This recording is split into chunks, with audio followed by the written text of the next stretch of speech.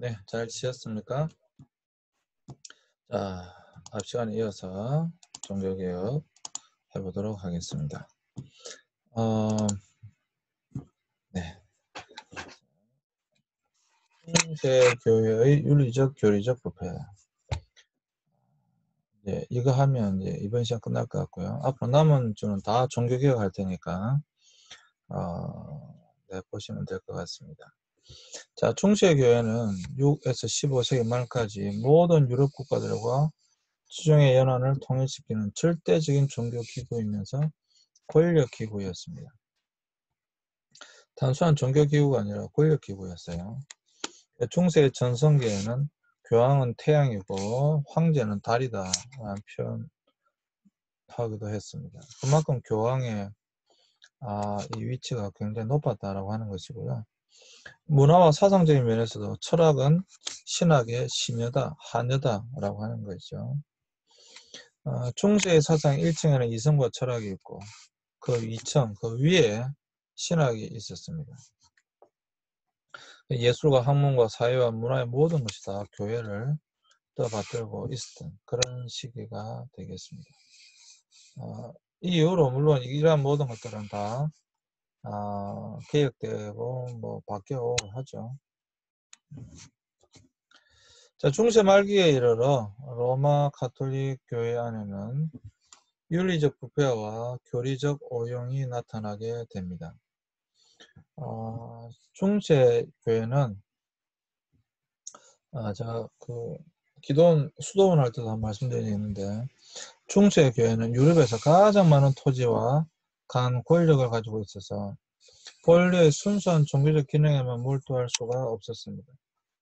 그리고 재산 증식과 권력 유지를 위해 각종 정치와 행정, 전쟁에 개입하면서 교회는 많은 에너지를 소모하게 됩니다.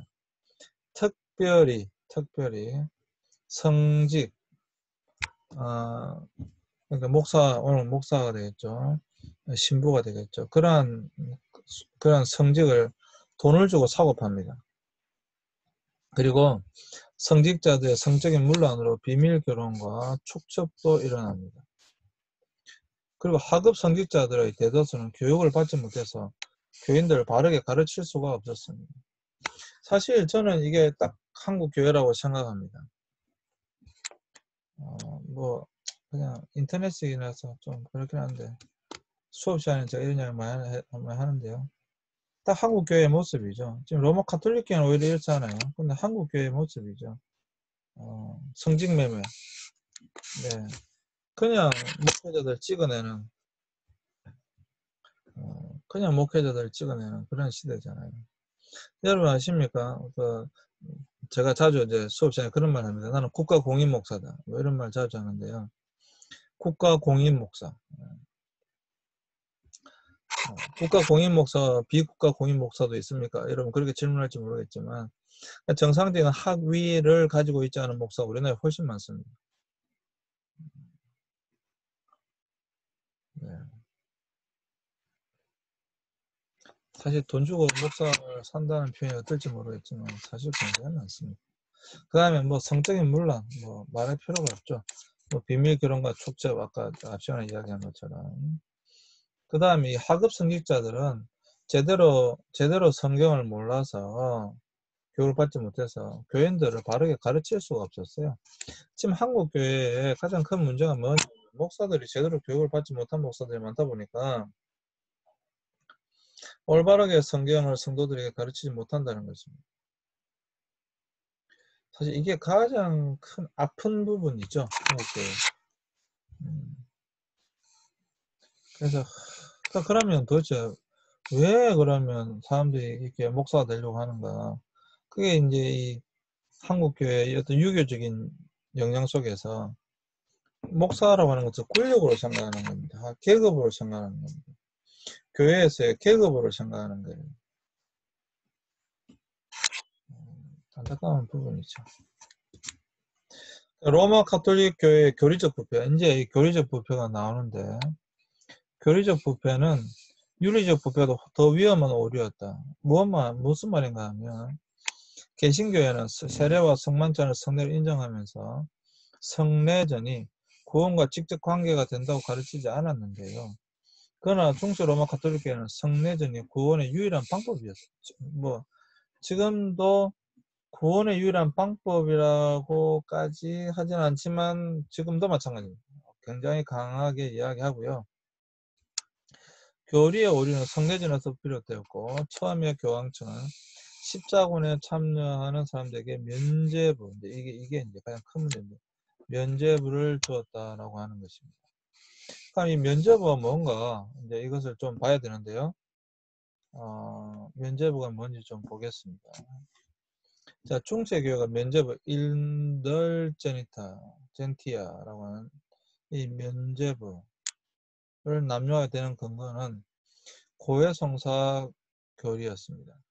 그러니까 교황청의 이론가들은 성인들은 자신들의 구원을 받고도 남을 정도의 공로를 쌓았는데 이러한 잉여 공로는 하늘 창고에 쌓여 있다고 주장하였습니다. 그래서 이 천국의 창고를 여는 열쇠가 교회에 있고 교황이 인정하는 면죄부는 살아있는 사람뿐만 아니라 연옥에 있는 사람들에게도 잉여 공로가 적용될 수 있다고 주장했습니다. 자, 이거는 이제 오늘 남은 시간은 면죄부까지 하고 마치겠습니다. 앞으로 남은 모든 수업은 다 종교개혁에 대해서 하게 될 것입니다. 자, 잠시 나가겠습니다. 자, 화이트보드로 가서 제가 설명을 드리겠습니다. 자, 남은 시간 동안 뭘 할 거냐 하면 면죄부에 대해서 할 겁니다. 자, 이 면죄부 교리, 이게 이제 가장 큰 교리적 오류인데요. 면죄부는 십자군 전쟁 때 만들어지게 된 것입니다. 십자군 전쟁을 하려고 하니까 필요한 것이 두 가지가 필요합니다. 한 가지는 군대가 필요하고, 직접 군대가 필요하고, 두 번째는 이 군대를 움직이는 돈이 필요하게 되어졌습니다. 그래서 이 군대에 직접 군인으로 참여하는 이 사람들에게는 면죄부를 줬어요. 그러니까 십자군 전쟁에 참여해서 이게 홀리워, 성전이기 때문에, 성전은 아닙니다. 자기들 그렇게 이야기한 거예요. 성전이기 때문에 이 십자군 거룩한 여호와의 거룩한 하나님의 전쟁에 참여하는 그들에는 죽으면 곧바로 천국 간다라고 주장한 거예요. 사실 이건 지금 IS나 여러분 탈레반들도 똑같이 이야기합니다. 이 이슬람교도 있는 교리예요. 왜 그들이 자신의 몸에 폭탄을 메고 자살폭탄 테러를 하는가? 그렇게 가르칩니다. 자살폭탄 테러를 통해서 적에게 타격을 준 사람은 곧바로 천국에 가고요. 천국에 가면 벌거벗은 미녀 4명이 그 사람을 이렇게 수종된다라고 하는 거예요. 실제로 있는 교리입니다. 이슬람은. 십자군 전쟁 때도 그러한 것들을 이야기한 거예요. 십자군에 참전해서 만약에 죽으면 곧바로 천국 간다. 그러니 십자군 전쟁에 참전해라. 여러분 킹덤 오브 헤븐이라고 하는 영화에 보시면 킹덤 오브 헤븐에도 그 주인공이 전쟁에 참전하게 되는 계기가 바로 그 구원 때문에 참전하게 됩니다. 그 다음에 이제 돈이 필요할 거 아닙니까? 전쟁 비용, 엄청나게 많은 전쟁 비용이 필요할 거 아닙니까? 그래서 전쟁에 참여하지 않는 사람들에게 면죄부를 판매했습니다. 그래서 이제 돈을 걷기 시작했습니다. 자, 이러한 것에 근거가 되는 사상이 있을 거 아닙니까? 근거가 되는 어떤 사상이 없는데 그렇게 하지 않습니다. 근거되는 사상이 뭐냐면 모든 종교에 다 있는 공덕 사상입니다.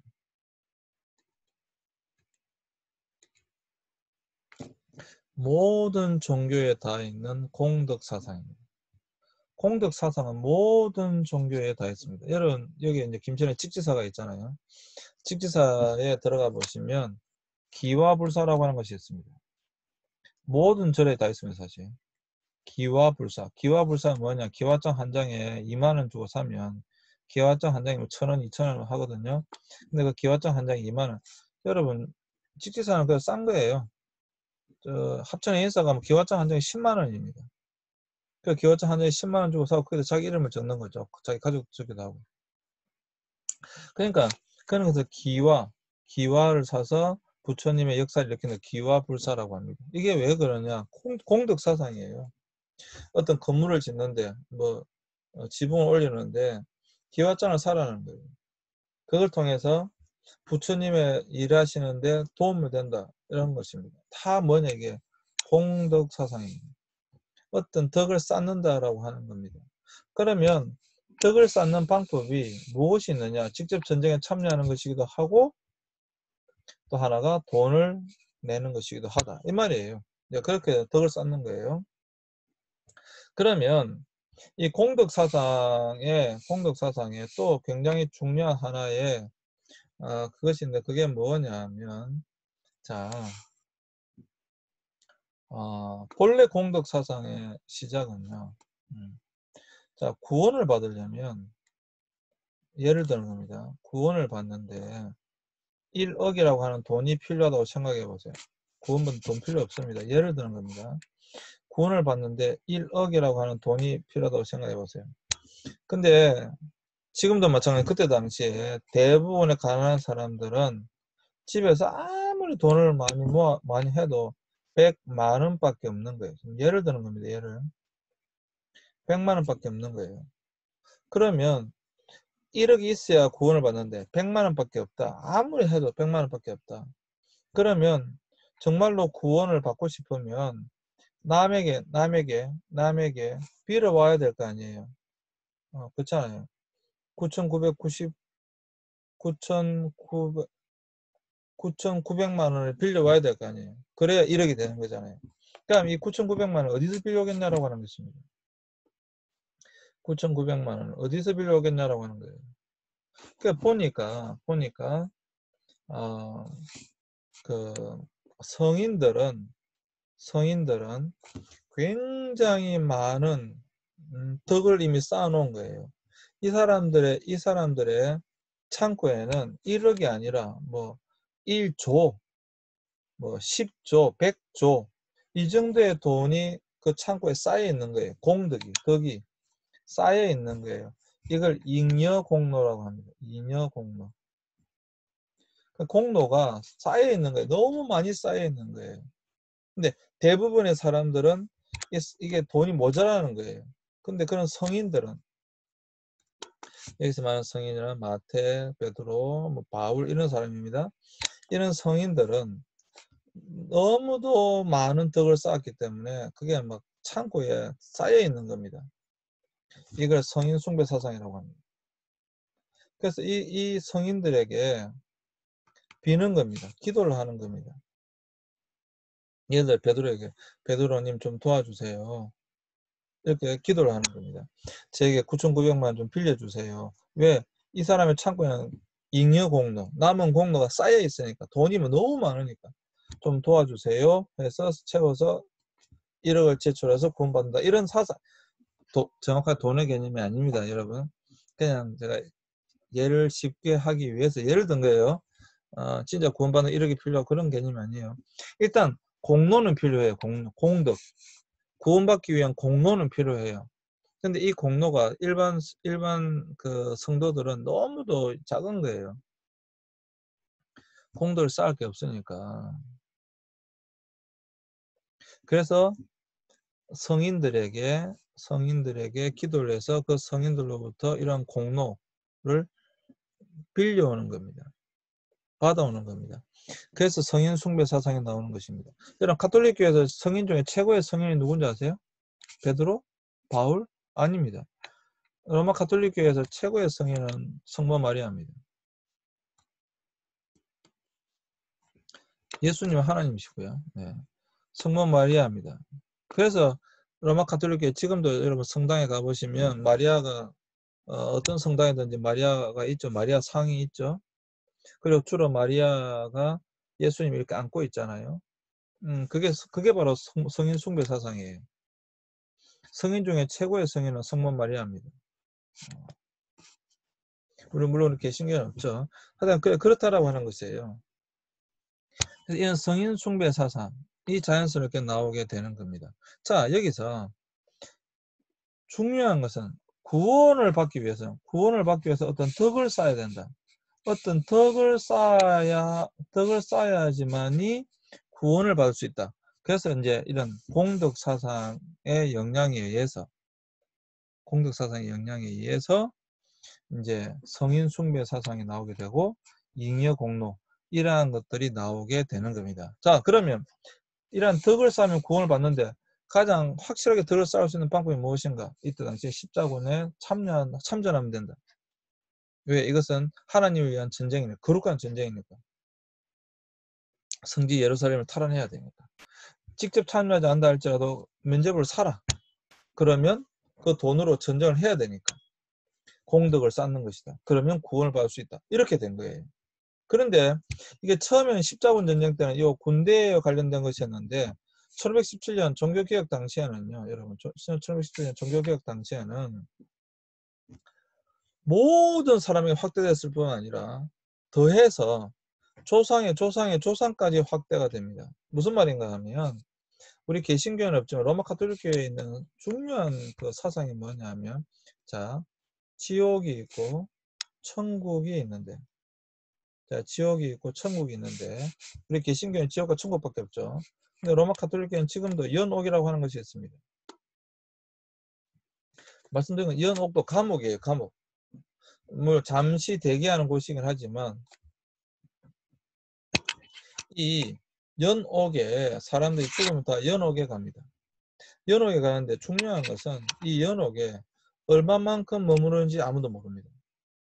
그러니까 가장 최근으로 이야기하자면 마더 테레사가 1997년도에 이제 돌아가셨는데 1997년도에 돌아가셔 난 이후에 2000년대 와서 마더 테레사를 곧바로 성인식을 합니다. 그러니까 마더 테레사가 성인이 되는 거예요.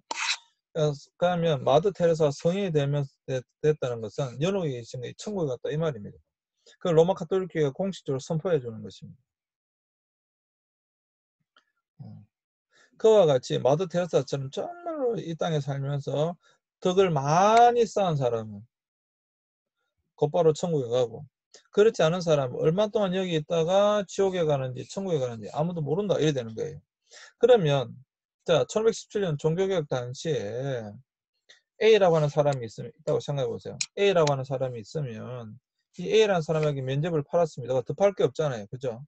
그런데 이 A에게 또 누구 걸 받냐면 A의 할아버지. 그러니까 A라는 사람이 있으면 A의 아버지, A의 할아버지, A의 정조 할아버지, 고조 할아버지, 조상들에게까지 팔기 시작하는 겁니다. 왜? 이 사람이 천국에 가는지 안 가는지 모른다 이거예요. 그러니까 네가 너 할아버지, 아버지의 이름, 할아버지의 이름 면죄부를 사서 면죄부를 사면 이분이 지금 이전옥에 계신 분이 천국에 간다 이 말입니다. 이 정도로 타락했었어요. 그러니까 굉장히 중요한 것인데 모든 종교의 가장 중요한 구원관이라고 했잖아요. 구원을 어떻게 받을 수 있는가? 종교개혁 당시에는 이 면죄부를 사야지만이 구원을 받을 수 있다 이래 되는 거예요. 근데 그 면죄부가 그 당사자뿐만 아니라 조상까지도 면죄부를 사라라고 이제 왜 그때 당시에 성 베드로 성당을 이제 짓기 위해서 엄청난 돈이 들어갔거든요. 저도 베드로 성당 가봤는데 정말 기가 막힙니다. 모든 것이 작품이잖아요. 우리가 정말 뭐 책에서나 보는 TV에서나 보는 그런 뭐 하여튼 베드로 성당 자체가 완전 작품이고요. 베드로 성당에 딸려 있는 박물관 뭐 엄청납니다 정말. 그 입장료도 비싸고요.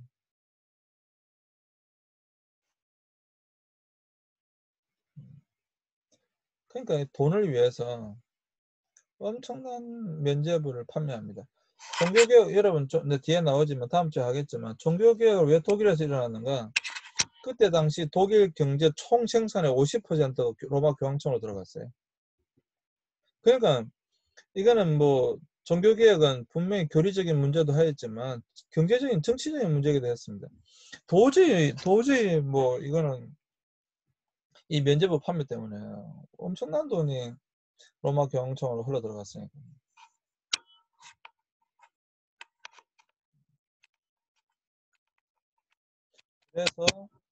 그래서 면제부 판매를 이제 십자군전 때부터 하기 시작했고, 이것이 점점 더 이제 와서 종교개혁 당시에 엄청나게 이것이 교리적 문제도 또 경제적 문제도 사회적 문제, 뭐 여러 가지 문제를 낳게 됩니다. 이러한 배경에 대한 사상을 바로 공덕 사상이라고 하는 것이고요. 이 공덕 사상이라고 하는 것 때문에 잉여 공덕 이런 개념이 나오게 되는 것이고, 그래서 성인 숭배 사상으로 연결되어집니다. 이것 때문에 이 면죄부를 통해서 구원을 받지 못한다라고 하는 것. 그 다음에 이 면죄부 판매가 굉장히 중요한 것 중 하나가, 그러면 이 면죄부가 구원을 준다는 것은 누가 보증하느냐? 교황입니다. 모든 면죄부는요, 면죄부가 이렇게 생겼다고 한다면 스콜 이렇게 이제 하나에 이렇게 되어 있는 거거든요. 가장 중요한 거 여기 보시면 교황의 도장입니다. 여기 딱 비어져 있습니다. 자기 이름 적는 거예요. 나머지 내용은 똑같고요. 이 면죄부가 구원을 준다라고 하는 보증은 교황이 하는 겁니다. 이것 때문에 이제 종교 개혁이 일어나게 된 겁니다. 자, 그래서 여러분, 여러분 다음 주에 더 해서 종교 개혁을 더 하도록 하겠습니다. 오늘은 이 면죄부 판매까지, 면죄부가 나타나는 배경부터 면죄부까지 해왔습니다. 네, 시간이 많이 갔네요. 네, 여러분 감사합니다. 수고하셨습니다. 다음 주에 뵙겠습니다.